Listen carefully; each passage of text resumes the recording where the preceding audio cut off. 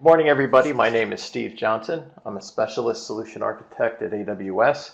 And today I'm going to talk about building mobile apps on the AWS serverless platform. In case you're not familiar with AWS Mobile, we have a product and services called AWS Amplify. And our goal for Amplify was to create the fastest way to develop mobile and web apps that scale. So the first part of that is allowing the developer experience to be really fast, right? So not only do we include UI components and libraries, we also enable a lot of abstraction from the back end. We understand a big audience of Amplify is going to be front-end developers and mobile developers. So not only do we abstract away this back end from you, we actually generate a lot of back-end code, so you can be comfortable working in Amplify even if you're not an expert in cloud or AWS. The next thing we wanted to do with Amplify was give you a lot of tools to work with. So we have multiple features in Amplify called categories that do a lot of the cool things you want mobile applications to do. It allows you to work with generated code or existing data, and we also have a testing platform called Device Farm, which lets you test out your applications on real devices. And last but not least is the scalability part. So everything you build in Amplify is sitting on AWS, and these aren't one-off services, right, that we built for mobile developers. These are the same production quality, safe, secure, and scalable services that power everything at AWS. So you can be confident that what you're building is not, a throwaway toy. It's actually something you can move into production and scale with. Okay, on a more practical level, from a developer point of view at least, there's parts to Amplify, right? The first part is going to be the libraries, which are client-side libraries. Those allow you to access the different categories you see there. We have everything from really basic things like authentication and storage, a couple different options for your API layer, also some machine learning tools under predictions, interactions like chat windows, push notifications, which we'll talk about today. And those libraries are designed to work very closely with the resources generated by the Amplify CLI. We'll see a little bit of the Amplify CLI today when we start adding categories to our application. And lastly, we have a hosting service called the Amplify Console. And the Amplify Console allows you to build and host web applications in the cloud. So if you have an Amplify project that's a web project, you can hook up your source code repository to the console, and we will build and deploy that for you using servers in the cloud and hosted on CloudFront. Okay, the demo we're going to show today is fairly involved, but I'm trying to make it as easy to follow as possible. If we were going to start it from scratch, we would create an Amplify project in the CLI. We would add an API layer, which allows us to configure Datastore and GraphQL. We'd add authentication, then analytics capabilities, push notifications, and then send all of that to the cloud. Now, I mentioned I'm not going to be starting from scratch today. In fact, I'm going to be working from a sample application that was actually published in our AWS mobile blog a couple months ago based on what we call the offline reference architecture. One of the big requests we get from mobile developers is, I want my mobile application to work offline. And there's a lot of reasons for this. Like even if you have a $1,000 phone, it's not hard to get in a situation where the Wi-Fi's out or your cell signal isn't as good as you'd like it. So we don't want the app to just stop working depending on your network environment. So we've created a product called Amplify Datastore. It sits on top of AWS AppSync, which is our managed GraphQL service. And the way our developers built Datastore was with the front-end developer in mind. We give you what we call a local programming model. So every time you work with data, you work with it as if it was sitting locally on your device, because it is, right? We have a cache on the device that syncs with the back end of the cloud, and it's not simply a cache that is used when you're offline, although it is that.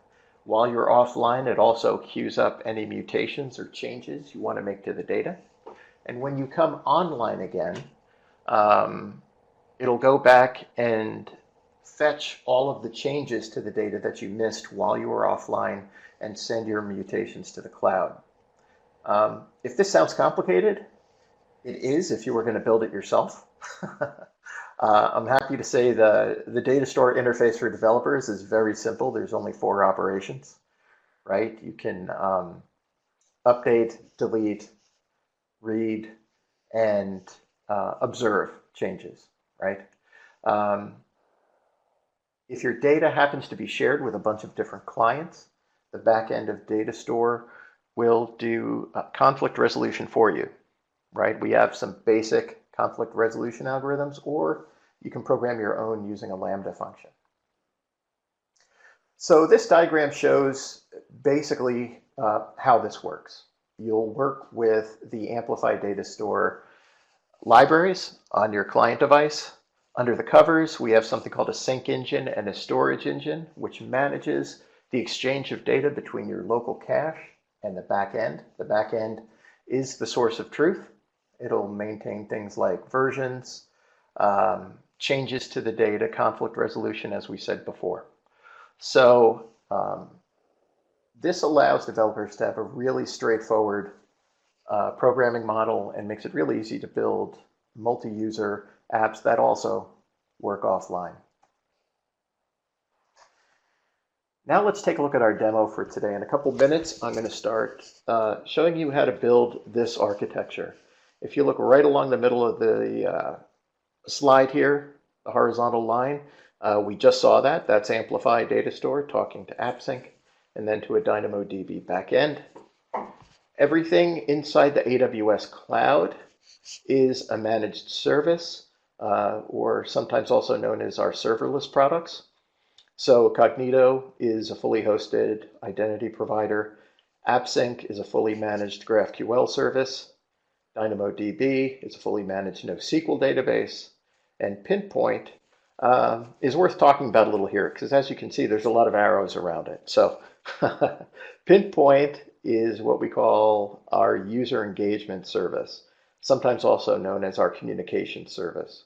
So Pinpoint actually serves 2 important roles in our architecture here. The first is that it is an endpoint for our mobile analytics. So as we send analytics to the cloud, Pinpoint will intercept them, catalog them. And in our case, it's also going to direct them to a Kinesis data stream. Now, the nice thing about having a Kinesis data stream is we can hook just about anything we want to it. In our case, we're going to build a Lambda function that monitors the stream. It looks for certain events as they come in from our mobile client. And when we see the appropriate event, we're actually going to use Pinpoint to send out a push notification to the device. So Pinpoint handles analytics, as we've discussed. It also handles transport for notifications or communication. So it can do push notifications, SMS, email, voice, Alexa, right? A bunch of different things. But today we're just going to be using push notifications on iOS. Okay, so the first thing we're going to do is take that reference architecture application, which is also called the point of sale app, and we are going to add analytics to it, as well as push notifications. So let's get started. All right, so here's our development environment for our point of sale app. As I mentioned before, you can go to the AWS mobile blog, and it has a link to the GitHub repository where you can get all the code for this. If you're not a React developer, I just wanted to sort of show you the environment a little bit. React Native is a platform designed for cross-platform applications, right? So like anything cross-platform, especially in mobile, about 80 to 90% of the stuff you need to do, depending on what you have to do, you can accomplish using React, okay? There are bindings to native libraries, which I'll show you when we get to push notifications. But for now, this is pretty much what you would call a pure React Native application. It'll run the same on Android or iOS, depending on your device. And it's running in an environment called Expo. Now, Expo is a shell or around React Native that makes it easy to develop. So here's our application. It's running inside the iPhone simulator, right, via Xcode. This is a terminal where I started running the application from the project directory. It's running something called Metro, and Metro is a bundler for the JavaScript that gets loaded on to your native device, such as iPhone, Android, okay? It works something like Webpack. So as you build your application using React syntax, this is going to bundle up that JavaScript and send it to the device, okay? Now, this is our offline architecture. As you can see, I'm actually offline here. I'm getting a sync error that you wouldn't see in the real application, but just to show you it's offline. All of these items in the point of service app are being stored in the cache on the client side. So I can add items to my subtotal there, load up on a dirty freeze, whatever the heck that is, and buy $40 worth of coffee, right? So I can even check out here. And if I go to orders, it'll actually show me my order, right? So all of these activities are happening while the application is offline. What's happening in Datastore right now is any mutations I'm making, including submitting this order for sale, would be queued up and sent to the back end as the device comes back online, okay? There's a lot more about that behavior in the blog post that describes this application. But for now, I just want to sort of show you what the application looks like, how it works, and we'll take it from there. All right. So now let's hop over to the React Native application that we're going to be working with, right? So you can go over to the AWS mobile blog and take a look at the article that accompanies this application. It'll have links to the GitHub repository where you can download it and build it yourself. And if you haven't done React Native development or any kind of mobile development, this application is actually a really nice way to get started. Okay, here we are in my React Native application. It's the same code that we just saw in the sample application for the offline reference architecture, otherwise known as the point of sale app. That's what POS stands for. It doesn't stand for anything else. And we're going to start the same way we start adding any category to an Amplify project. I have the Amplify CLI loaded on my computer, and I'm inside a project. Now, we've already added authentication to this project, and I won't show it again because we have dozens of demos of adding authentication through Amplify. But now I'm going to add analytics. And the analytics is going to be supported by Pinpoint, as we mentioned before. So I'm just going to type Amplify add analytics. And it's going to ask me what the provider is going to be. In our case, I'm I'm going to select Pinpoint because I actually want to do some mobile metrics and some dashboards. You can go straight to Kinesis Streams if you want to, but I'm going to take the first option and connect Pinpoint to a stream. Okay, so that's attached to my project right now. And the next thing I want to do is load the libraries, right? So after I add analytics, I'm going to type yarn add AWS Amplify analytics. Okay, and these steps are the same steps you do for any category. The first one is you add a category through the CLI, answer the questions that it asks you about the configuration, so you get the features you want. The second step is going to be adding your libraries. And the third step is actually writing your code. So I've pre-imported some of these libraries into my code here. But one of the interesting things about using the analytics module with Amplify is that once I have an authenticated user in the system and I have a Pinpoint project associated with a user pool, I will automatically get some basic level metrics. So let's see how that works. If I go to the management console, I can go to my user pool, Cognito.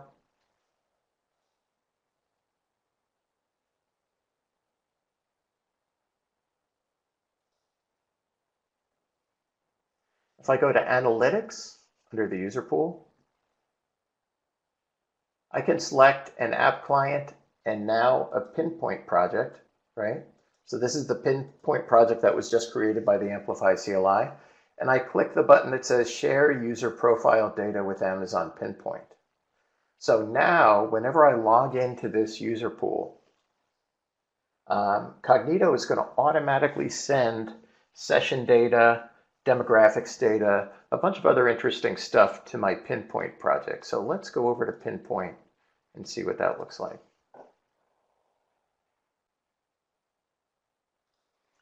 Go to all projects.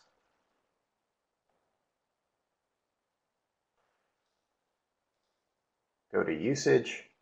As you can see, this is a demo project, so there's not a lot of there's not a lot going on here, but you can see that we are tracking sessions now, right? I can go to events, take a look at the filters. Cognito is automatically sending user auth sign-in events to PowerPoint. It's automatically sending session start and session stop, and also demographics information with my lonely iOS here. You can see I've run it on a combination of real phones and simulators with different iOS versions. I just wanted to sort of show you this, that you get this for free if you have a Pinpoint project tied to a Cognito user pool, and they're both in US East 1, you will get all of this. So you're actually starting to get analytics before you even write a line of code here. And you're able to get all of this data without writing any code. Now, if you do write code, you have the opportunity to add custom events and custom metrics to your application. In our case, what we're going to do is set up push notifications on our application. And when a user registers for push notifications, we will fire off an event to the back end.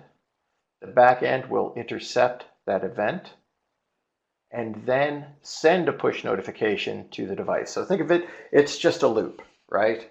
So the application will implement push. When we open up the application, it'll ask the user if they want to accept push notifications from this app. On clicking yes, that will fire off an event to Pinpoint. Pinpoint will send the event to Kinesis. Lambda will monitor that event, and when it sees it, it will send a push notification back to that device, sort of closing the loop. Now, let's get started with that. So we have an application, which is great, and now it's time to add push notifications.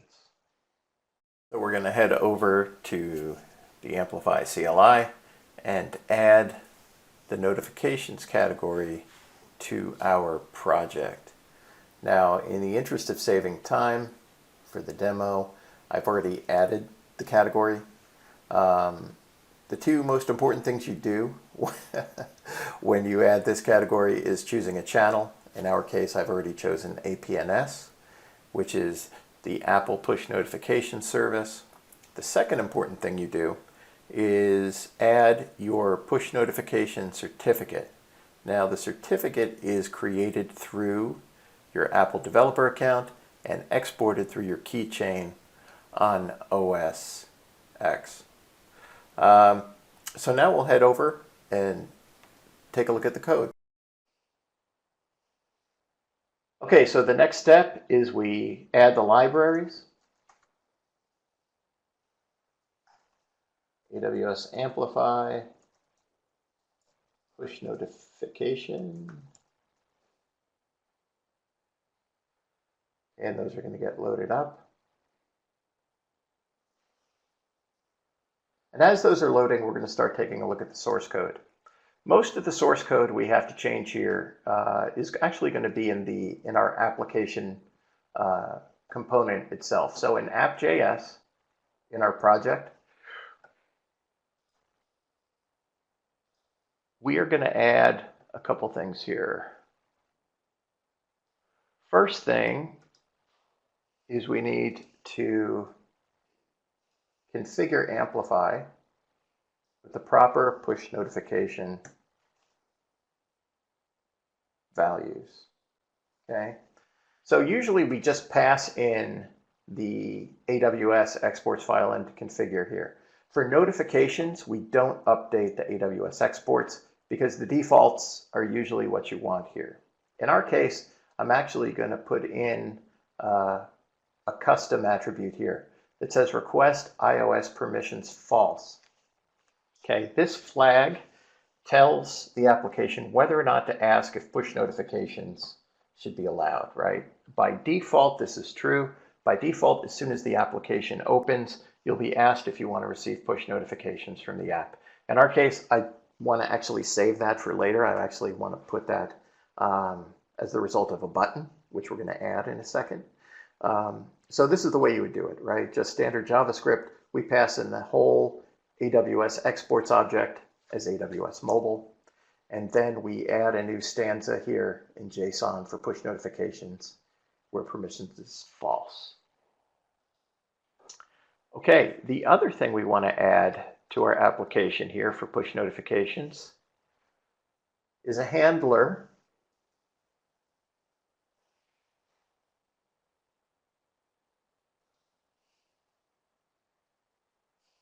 for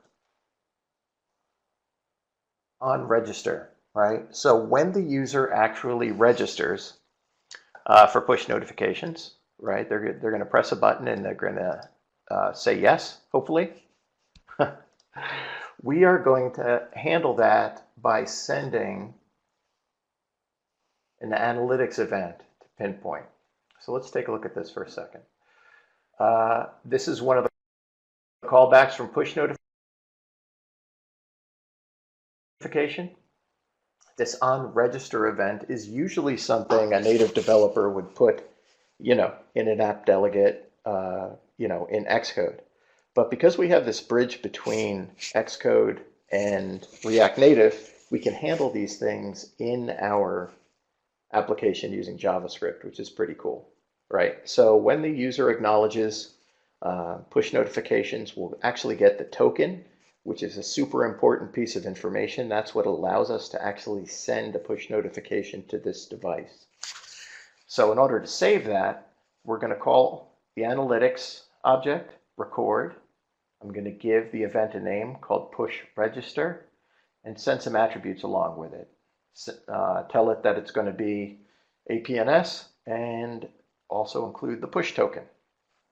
This is the event that's going to be sent to the Kinesis stream and then read by the Lambda function.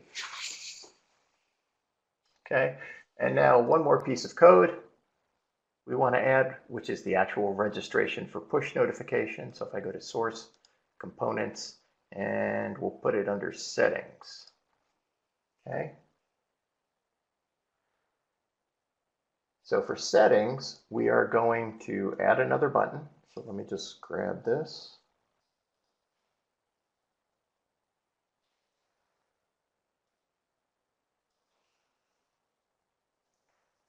Call it something like notify me.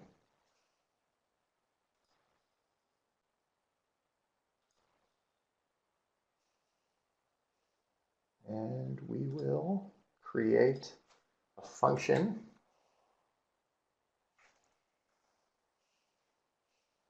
called notify me.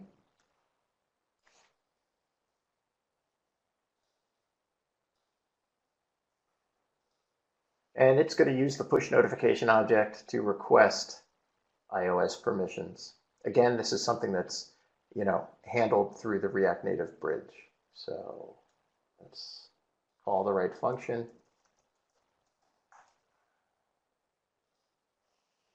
And we should be all set about the only thing we have to make sure of there is make sure we have our imports,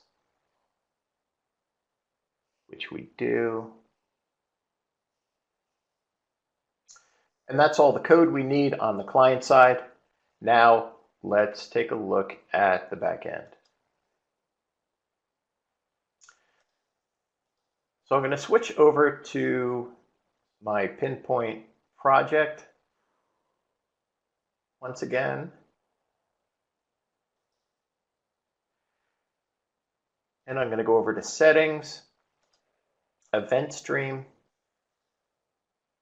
and I'm going to tell Pinpoint to send all of my data for email, SMS, push, app, analytics. Basically, every action that Pinpoint takes will be pushed to this Kinesis stream, which is useful for a couple reasons. First, it acts as a real-time log of everything that's happening. It's also telling you events that are actually part of the system. Like if you send out campaigns of push notifications or SMS or transactional emails, all that information can be gathered here and sent into Redshift or some other analytics store. You can even send it all to S3 and use some of our products to do machine learning on it or all sorts of interesting things, right? But for our purposes, we only care about that one event, right? We care about the push register event, so we're going to look for that.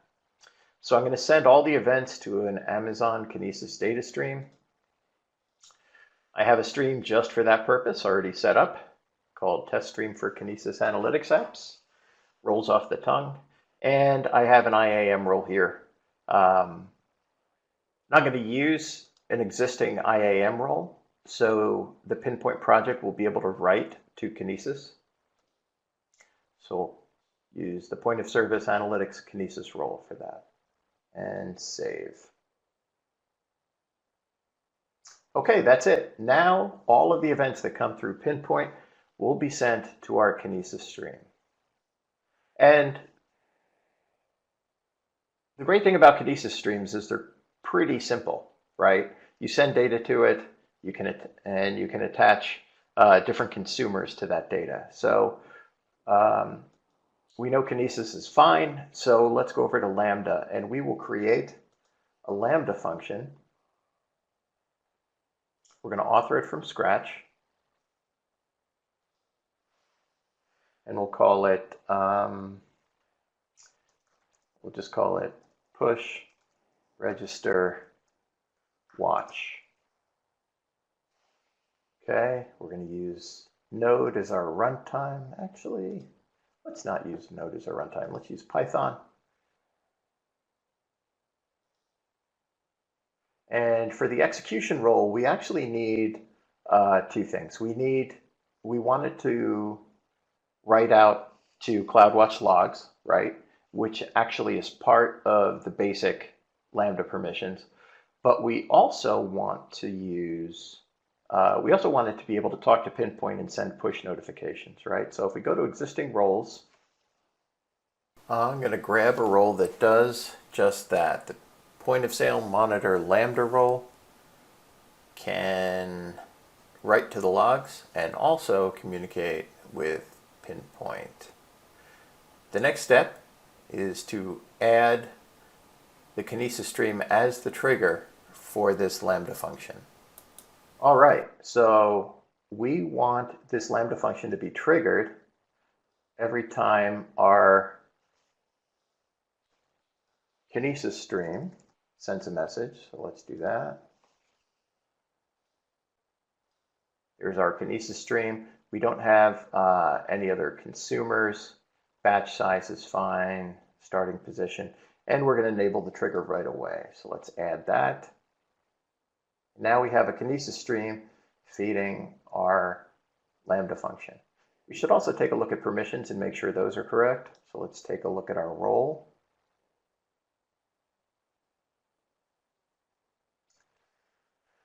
So you can see there's a Lambda basic execution role.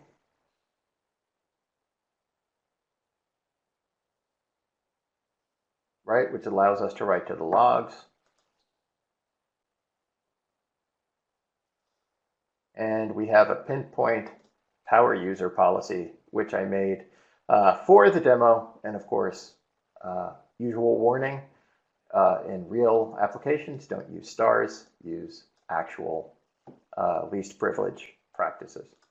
Okay, so now we have our Lambda function set up. Now we need some code. So now we have Kinesis feeding our Lambda functions. Our permissions look good.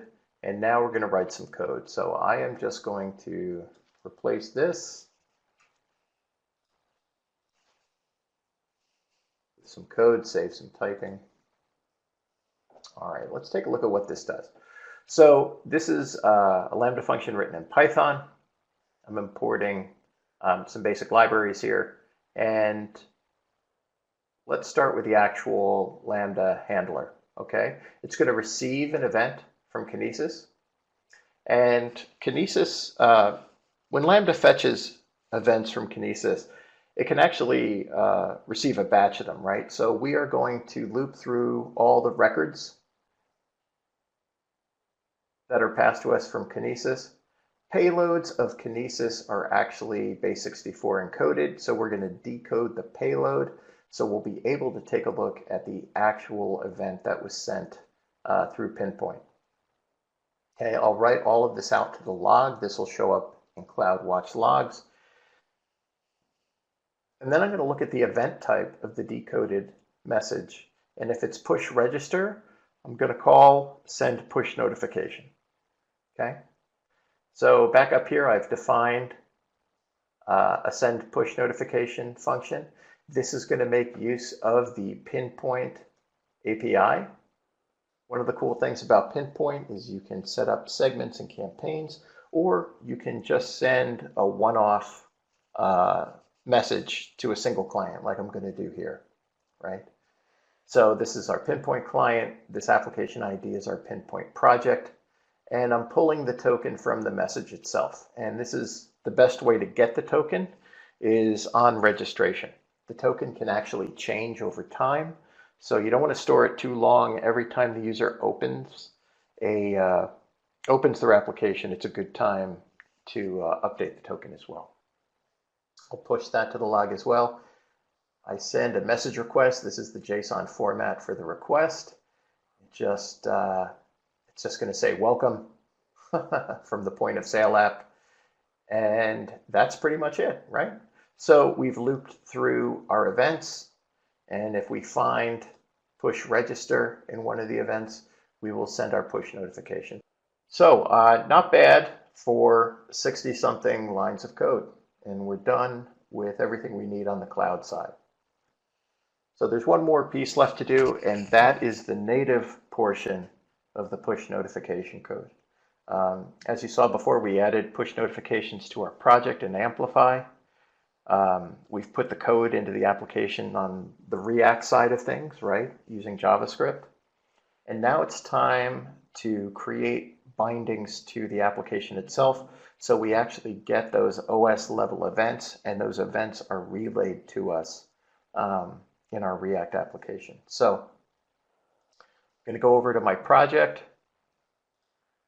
right? In my React Native project, there's going to be an iOS directory, and they've built a workspace for me. So I'm just going to open that up. I've already configured some of this, so we're kind of short on time. So I'm just going to go over the changes I've made here to show you what's involved in getting this set up. If you've never seen Xcode before, it looks pretty daunting, but it's actually not that bad once you've been through it a couple times. So I'm going to take a look at my targets here. Under signing and capabilities, I'm going to make sure I put a team right there because the team will be missing. And I've added a couple capabilities here. If you click on plus capability, these are capabilities sort of like the categories in Amplify that let you add features to your application here, okay? Things like Siri, Wallet, Game Center, things like that. For push notifications, we've added two things. We've added background modes, right? So we're going to allow remote notifications in the background and push notifications in general, right? So we're going to allow push notifications. That's probably the most important thing to set up right away. The next thing we want to do is go to our app delegate. Now, you can do this in Swift. This just happens to be using Objective-C, but if you are an Apple developer, or even if you're not, this isn't terribly complicated, right? The basic app delegate handles callbacks from the rest of the application, right? There's actually a main file that doesn't contain very much code, but inside iOS, the app delegate sort of handles all of these events from the application itself and from the operating system.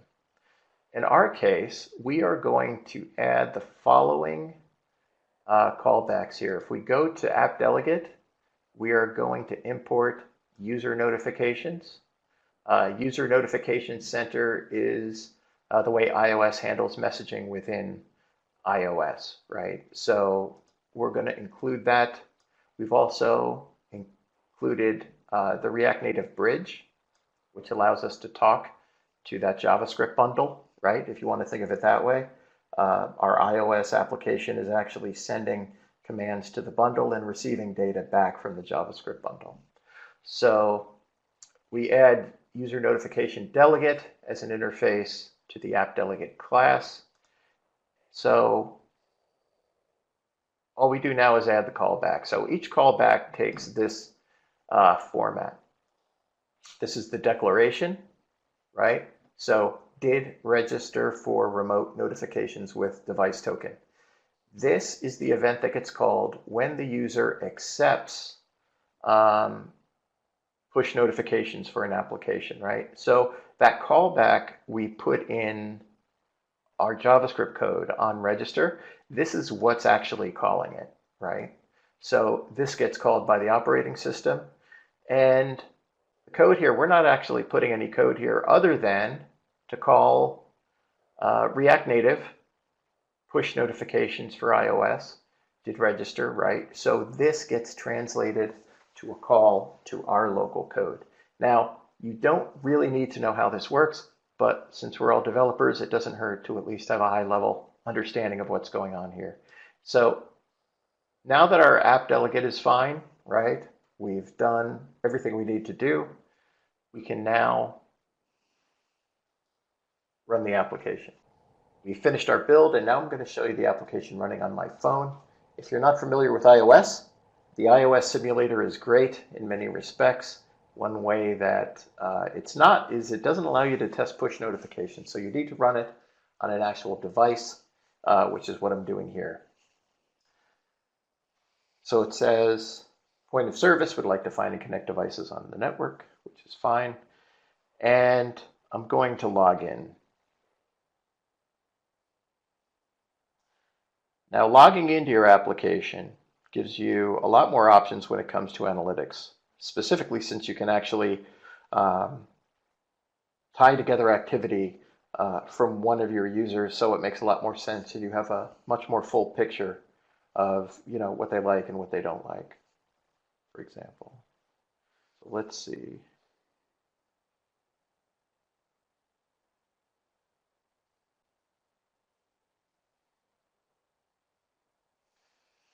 Okay, we've brought up the application.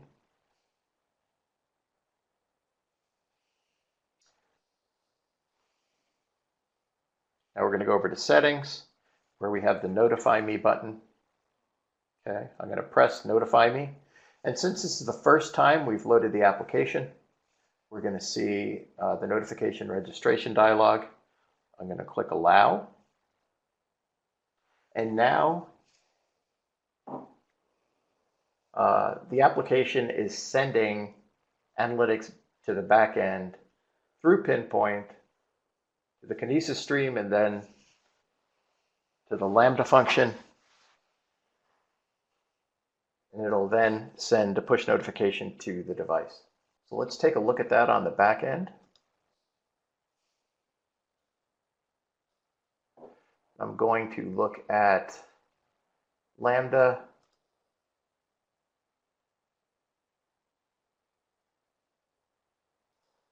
Take a look at our functions.